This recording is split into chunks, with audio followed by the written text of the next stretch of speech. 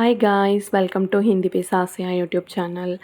Last வீடியோவில் நம்ம சே அப்படிங்கிற வேர்டை எந்தெந்த இடத்துலலாம் யூஸ் பண்ணலாம் அப்படிங்கிறத பற்றி பார்த்துருந்தோம்.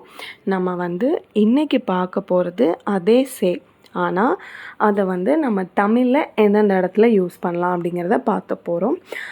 ஏற்கனவே நம்ம ரெண்டொன்னும் பார்த்துட்டோம். இப்போ நம்ம பார்க்க போகிறது மூணாவது. ஸோ சே அப்படிங்கிறது தமிழில் இடம் குறித்து வரக்கூடிய இடத்துலையும் நம்ம என்ன செய்யலாம் அப்படின்னா சே என்ன செய்யலாம் அப்படின்னா யூஸ் பண்ணலாம். எக்ஸாம்பிளுக்கு அவனிடம் உள்ளது, அவளிடம் உள்ளது, இந்த மாதிரி இடத்துல என்னிடம், அவளிடம், உன்னிடம், அவர்களிடம், அந்த இடம் அப்படின்னு வருதுல்ல, அந்த இடத்துல எல்லாமே நம்ம என்ன செய்யலாம் அப்படின்னா சே யூஸ் பண்ணலாம். இப்போ வாங்க நம்ம வீடியோக்குள்ளே போவோம். அதுக்கான சின்ன சின்ன எக்ஸாம்பிள்ஸ் எல்லாத்தையுமே நான் உங்களுக்கு கிளியராக எக்ஸ்பிளைன் பண்ணுறேன். ஃபர்ஸ்ட் எக்ஸாம்பிள் என்ன அப்படின்னா, அம்மா குழந்தையிடம் அன்பு செலுத்துகிறார். அம்மா குழந்தையிடம் அன்பு செலுத்துகிறார். இதை எப்படி சொல்லணும்னா, மா பச்சி சே प्यार करती है. மா பச்சி சே प्यार करती है அப்படின்னு சொல்லணும். அம்மா அப்படிங்கிறத தான் ஹிந்தியில் எப்படி சொல்கிறாங்க அப்படின்னா மான்னு சொல்கிறாங்க. பச்சி அப்படின்னா குழந்தைன்னு அர்த்தம். ஸோ குழந்தையிடம் அப்படிங்கிறதுனால பஜ்ஜி சே அப்படின்னு நம்ம என்ன செஞ்சுருக்கோம் அப்படின்னா யூஸ் பண்ணியிருக்கோம். அன்பு அப்படிங்கிறதுக்கு என்னது பியார் அப்படின்னு அர்த்தம்.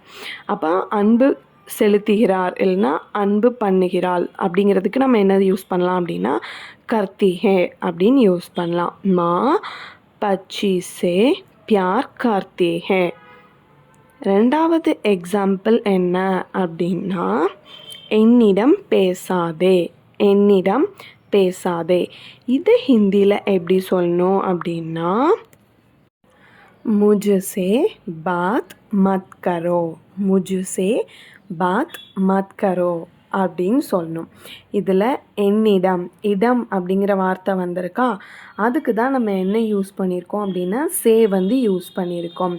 என்னிடம் அப்படின்னா முஜ்சே, பாத் மத் கரோ அப்படின்னா பாத்னா பேசு அப்படிங்கிறது, மத்னா பண்ணாத அப்படின்னு அர்த்தம். ஸோ முஜ்சே பாத் மத் கரோ அப்படின்னு நம்ம சொல்கிறோம். தேர்டு சென்டென்ஸ் என்ன அப்படின்னா, அவனிடம் சொல். அவனிடம் சொல். இதுலேயும் என்ன வந்திருக்குன்னு பாருங்கள், இடம் அப்படிங்கிற வார்த்தை வந்திருக்கு. இதை ஹிந்தியில் எப்படி சொல்லணும் அப்படின்னா, உஸ்ஸே பதாவோ, உஸ்ஸே பதாவோ அப்படின்னு சொல்லணும்.